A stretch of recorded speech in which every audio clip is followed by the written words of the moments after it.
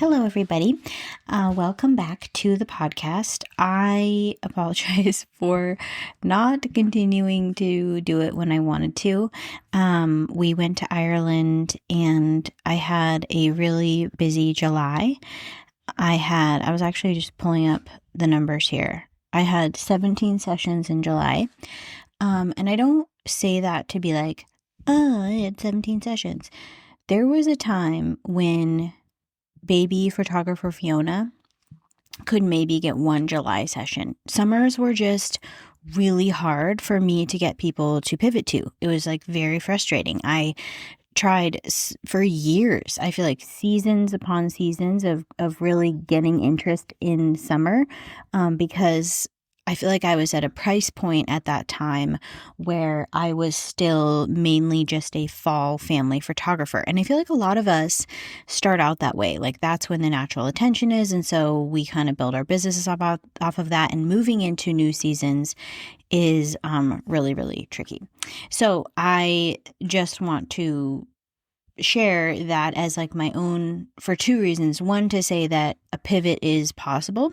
And two, people are still booking family photography sessions, because the doom and gloom in the world right now, in the photography world, is at peak levels, I'd say. So I just kind of wanted to show that, because it is possible to continue to book. People still are booking. I've had over 10 sessions a month since April, May, June, July have all had 10 sessions. Obviously, July had way more. August, I was gone for those 2 weeks, but I still squeaked out right at 10 sessions for that month, which is my minimum not viable, but minimum with taxes and everything else that I pay. 10 sessions is generally about where I want to be. Otherwise, I'm kind of in a bit of a scramble just for my own personal financial situation.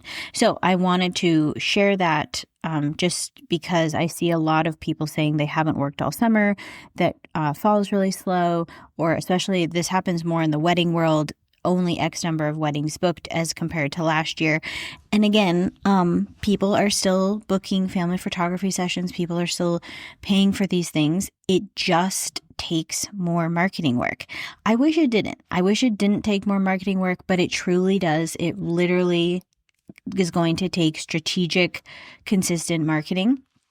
And I'm trying to get to the point where I'm opening up for more conversations about how to help people do that. The membership is really good because we meet every single Monday, set the week off on the tone of, this is the marketing work that needs to be done. Here's me, Fiona, as your like pep talk person, working through some mindset shifts that are really important, going through some marketing ideas. What we're doing in the membership right now is choosing what we're going to be promoting for 2026 in fall, when there's a lot of attention on our businesses. So there's a class taking place on September the 8th. So if you want to be in the class, feel free to join the membership. It's literally only $35 a month.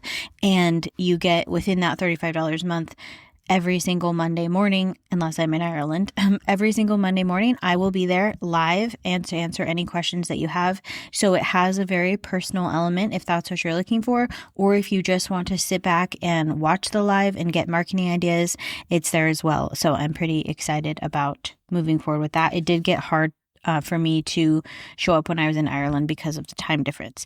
Moving forward in 2026, I'm just outlining what's going to be available for working with me. I'm going to have a small group. I'm going back to a small group, but it's only on one topic. So I loved working with small groups, but the thing that made it really challenging to work with small groups over a period of time was that everyone was kind of in a different place. So I'm going to have a Facebook ads small group and a website small group and possibly a Pinterest small group. And I'm going to have those running each month. So a group of photographers can come together for 4 weeks and work on Facebook ads together. A group of photographers can come together and work on website structure. So that way you will leave with a checked off box on a very specific marketing topic instead of trying to leave with an overall foundation of marketing. Okay, so this episode is about fall marketing hacks for photographers. So this is, if you're a longtime listener of this podcast, you know I'm going to say about the trends that happen with photographers and marketing and fall. So there's a thing where if you haven't started marketing fall yet, you should definitely do it. My fall is about, I'd say 70% booked at this point, which is about where I want it to be. That way I can, as I see how things are progressing or weather is, so like what's happening in Washington right now is it's very, very nice and sunny, except you can't see the sun because there's so much smoke. So I want to see like how is the beginning part of fall playing out, then I can add more dates and be more flexible as time moves on. But it's really important for me to have a big chunk of that already booked so that I am not working actively on marketing fall during fall. I don't want that to be my only priority. Okay, so the other thing that I see happen is photographers get busy and they go silent during this time. So I'll look back at photographers' blog posts, Instagram posts. If they're not emailing people, I'm assuming they're not doing any other marketing as well. So you'll see a post that's like the beginning of September being like, here's what I'm offering. And then they like drag themselves out of a hole in January. That is very, very common. So we want to avoid that because you have a lot of attention on your brand right now. People are searching for photography more at this time of year than ever. And even if you're booked out, how can you take advantage of that attention? So that's kind of the global mindset shift that I want to see people have, that you need to still have time in your life to actively market. It doesn't mean you're actively marketing fall in fall. You can talk about last minute availability, kind of tap into that scarcity mindset, but it's really hard to be marketing fall in fall and then not marketing something that's happening for 2026. And if you're not sure what that could be, for me, it's going to look like my Black Friday sale. So my Black Friday sale happens on Black Friday, the week of Black Friday, but everything that's booked that sale is 2026 spring and summer session. So I'm showcasing work from spring and summer in fall because I'm trying to get people excited for the sale, if that makes sense. Okay, so here are some time management hacks that might help you for fall. So batching fall marketing. So give yourself a chunk of time. And I know this is so hard because there's a million things converging right now at once. If you have kiddos in school, we've got back to school, you're trying to adjust.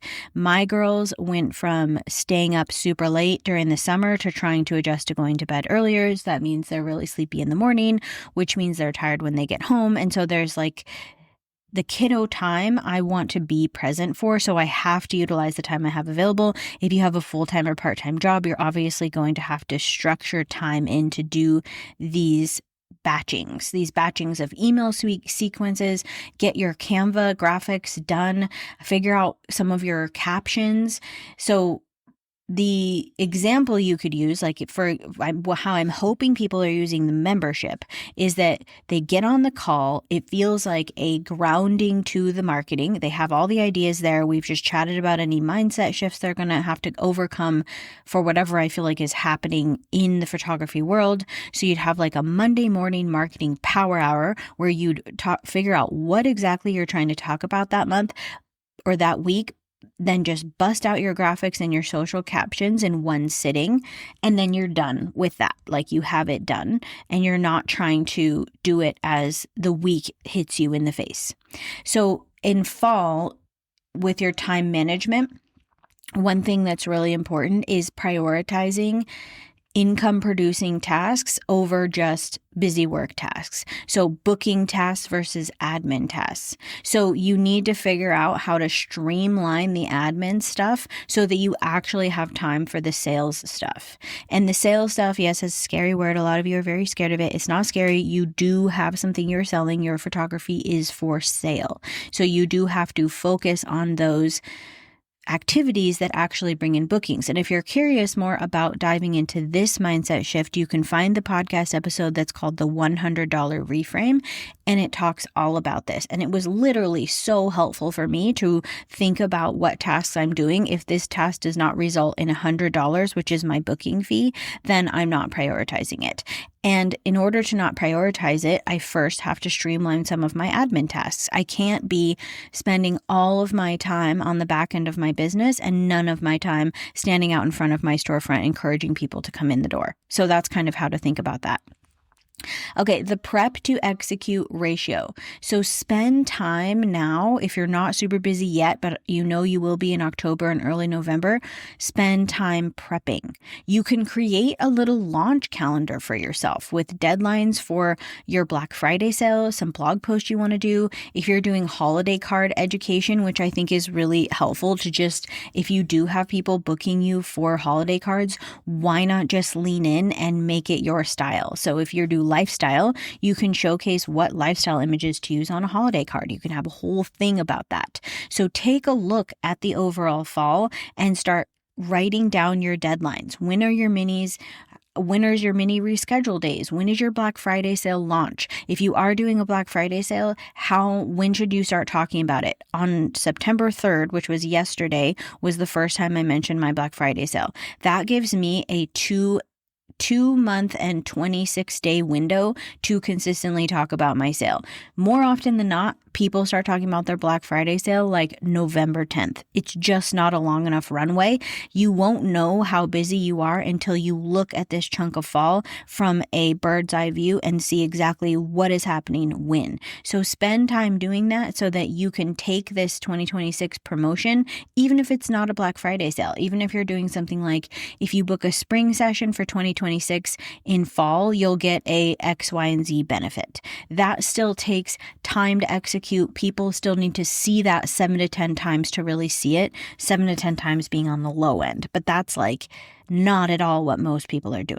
Okay, so I really want you guys to capitalize on this attention that you have on your brands. Create wait lists. If your minis are full, have a wait list.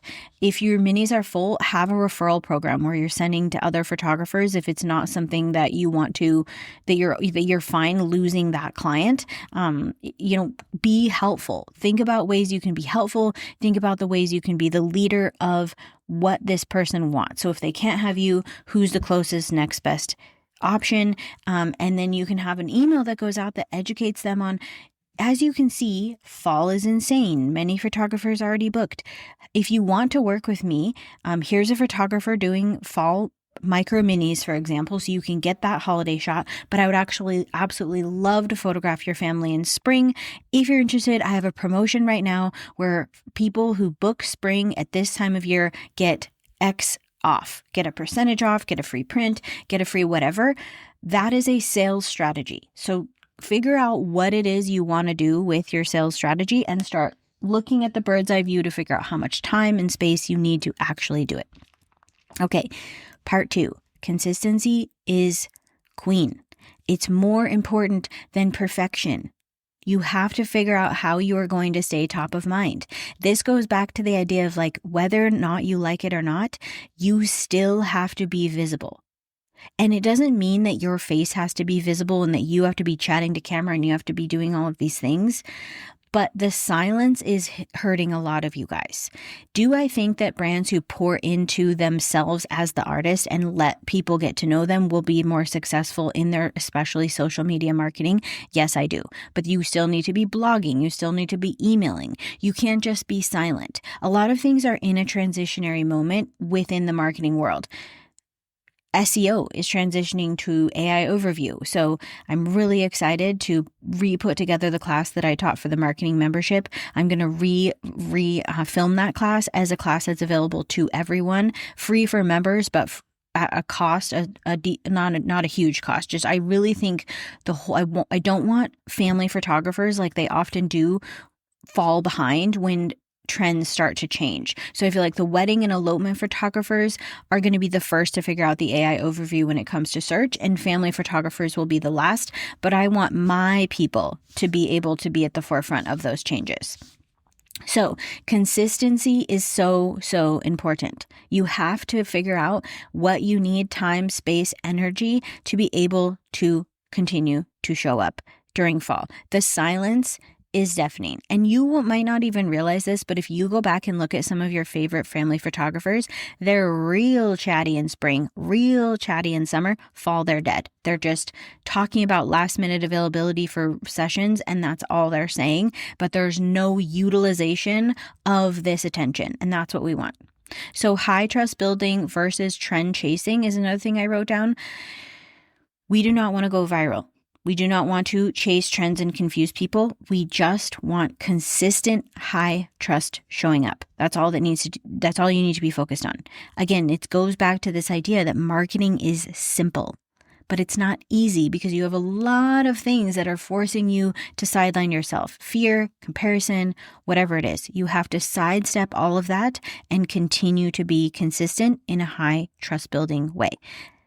So a lot of you will sideline yourself because you feel like you are being annoying. And I talked about this, like someone had asked me, what's one thing you would tell a new photographer who is entering the market right now? The number one thing is you're not annoying. If you just stop thinking of yourself as annoying, you will solve like 80% of your marketing issues. You will show up with your face and your voice, which are both not annoying, but you've convinced yourself that they are. So that keeps you quiet. You will talk about the same things over and over, which you're not doing now because you feel like you're annoying. The amount of times I see photographers who have very booked out falls continually talking about what they have available and what's booked and what's not, that's all they're doing. They're popping in with a few stories, they're popping in with their process, and then they're talking about their availability. It should feel boring. It should feel a little bit redundant. If you want to insert something fun into your marketing, choose something to talk about. Like I've seen photographers successfully talk about baking sourdough bread, and they build a little cohort of sourdough fans within their brand, or trending shows. Like that's something that's easy to talk about. The Summer I Turned Pretty, My Life with the Walter Boys. These are the shows that I'm in, which seem to only involve one girl dating multiple brothers. I'm like, what is this? Seems like an actual nightmare. But like you could choose books, you could choose plants, you could choose hiking, it doesn't have to be your family, your kids. It can be you as a person and what are you interested in. Like I was just commented on someone's TikTok, and they were saying like how they want to really build up content on TikTok, but they're not sure what to talk about. And then someone had said like, well, what are you doing in your life? And they're trying to become a firefighter. And as someone who is married to a firefighter, I'm like, that's the perfect journey to document. Tell people the process of becoming a firefighter. People love story. I'll say it a million times. What stories could you tell about yourself as a person? If you feel like you don't have any stories to tell, literally find something fun to do. And it's literally your business task. You want to be someone who learns how to cold plunge, tell the story on the back end of your business. You want to be someone who learns how to go to the gym and lift weights, have that be part of your story of your brand. All of those things are relatable, fun. They help people feel like they know you because we are doing intimate work. We're showing up, we're asking people to be very snugly with each other, to trust you. So it's okay to let yourself in. But yes, it will feel boring. It will feel repetitive. That's how you actually know you're doing a good job. Okay, marketing for the long term. So what is going on 6-9 months out? You just wrapped up summer. So now would be a really, really good time to take stock of how summer actually went. How did it feel? How did you book out? How did your time management go? What systems might you need in place before next summer to actually do this job well and not feel resentment? How did sending your invoices feel? Did you feel like you were resentful when you had kind of a frowny face when you sent the final invoice, being like, man, I really feel like I got underpaid, or I don't feel appreciated? Or you need to take stock of those post-summer feelings now so that you can spend time putting systems in place to make spring and summer of 2026 not feel that way. If that is raising your prices, that's raising your prices. If it means that your contact form was way too complicated and you need to simplify, if it means you're going back and forth with potential clients 27 times, you will forget all of this when it's January and you're in scarcity mode. You will fall right back into the same horrible systems and resentment if you don't take time to just write down your feelings about how it felt, how summer felt right now. you should do the same thing in November about fall, which I'll encourage you to do with a podcast episode. But now is the time to do that for summer. So marketing is such a long-term project. You always want to be thinking about how the next 9 months want to look. Our business is seasonal. We can use those seasonal milestones as an example or as a reason to take a look back and also take a look forward. So for me, for my summer, I had a goal of 25 full sessions and I hit 32, which is perfect. Like that's a good amount for me, especially with being gone for a chunk of the summer, which I wanted to do.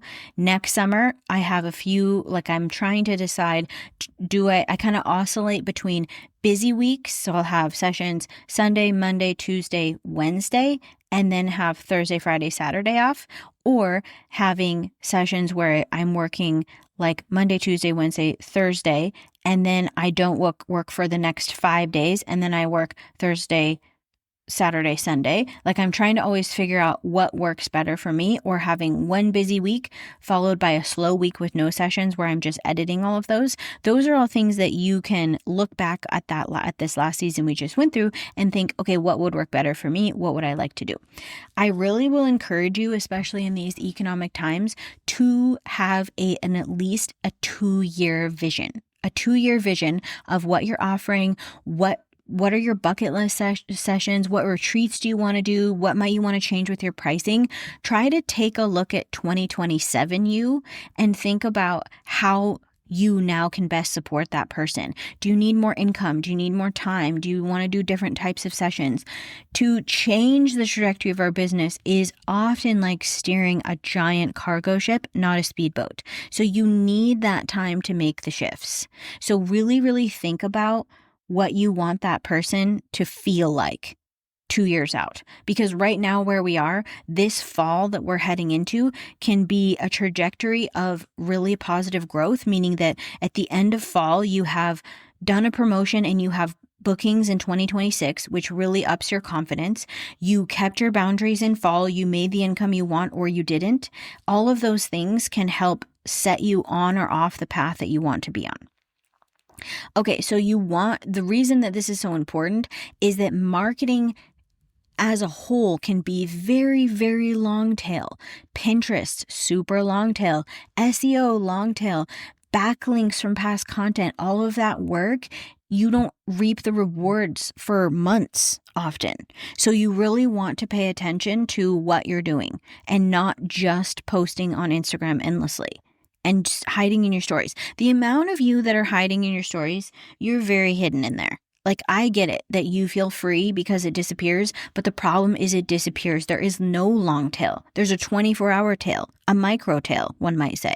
So you have to kind of decide that you are going to put effort into long tail marketing strategies and that you won't see the rewards of that work for 9 months to a year. So that's why it's really important to sit down as fall 2026 you, sit down as fall 2027 you, and really get a concept of who that person is, how she feels, has she made enough money, is the job survivable? Oh my God, survivable. I can't say it. You know what I'm trying to say. That stuff is so important. And hardly any of us are doing it because we're creatives. We're often like kind of fly by the seat of our pants types of individuals. Your future self will thank you for making plans now with the emotions that you currently possess. Because when it's January, when everyone wants to do your planning, you are the most optimistic you've ever been because you're scared, because you have nothing on the books, because there's no money, you'll do whatever it takes. That's not necessarily when you want to do your honest planning. You want to do your honest planning when you're in the thick of these emotions.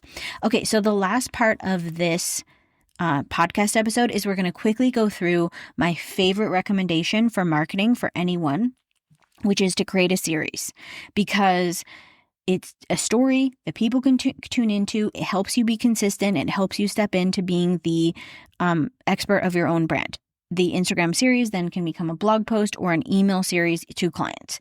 So here's an example. This one is the Black Friday booking event is what the name of the Instagram series is. So post 1 would literally be the sneak peek. What is coming? Something is coming. Get excited.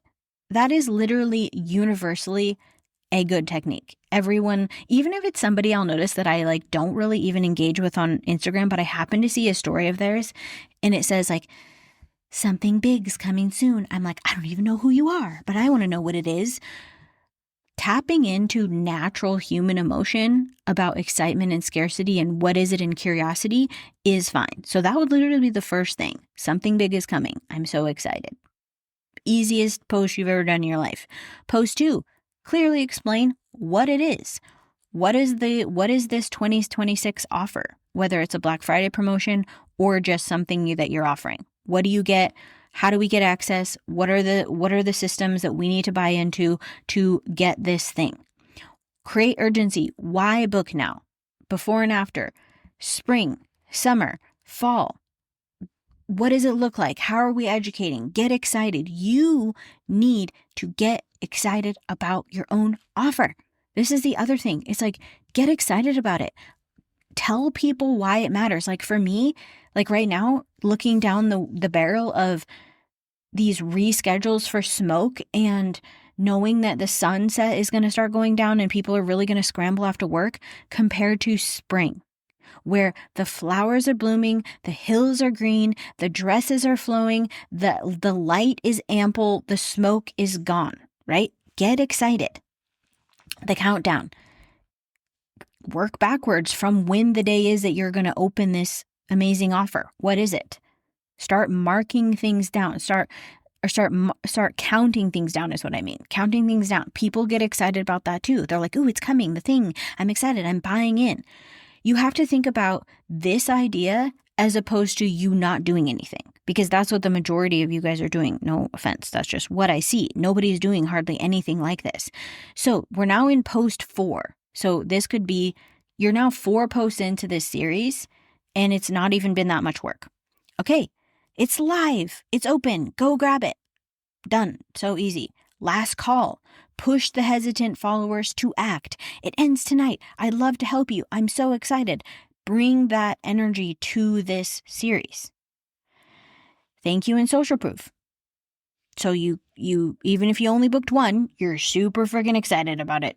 That's all that matters, because you can still get people to book from this point. Your next series could be planning your spring 2026 session. And you could go through your locations, you could go through styling, you could go through planning the day around like what things are fun to do in spring in your town.